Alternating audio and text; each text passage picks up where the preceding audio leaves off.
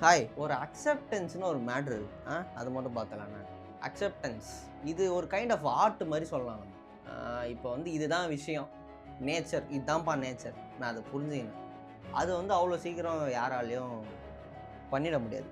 அது ஈவன் ஒரு ரிலேஷன்ஷிப்பில் இருந்தாலும் சரி, வேறு எதுவாக இருந்தாலும் சரி, அந்த சுச்சுவேஷனை புரிஞ்சுக்கிறது எல்லாராலையுமே முடியாது.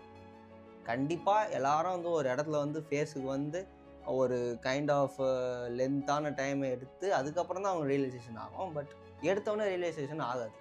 இது ஒரு ஆர்ட் மாதிரி. அதை நீங்கள் வந்து ப்ராக்டிஸ் பண்ணணும் கொஞ்சம் கொஞ்சமாக. அது நிறைய பீப்புள்கிட்ட பார்க்க பார்க்க நிறைய எக்ஸ்பீரியன்ஸ் கிடைக்க கிடைக்க நீங்கள் வந்து பக்குவமாகும்.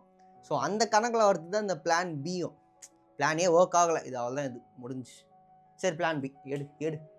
அந்த பிளானே முடிஞ்சதுன்னு அக்செப்ட் பண்ணிட்டு டப்புன்னு ஏடுன்னு போகிறோம் பார்த்தியா, அங்கே இருக்குது பீக்கே. So be in your peak. Subscribe to mister ருலாக்ஸ்.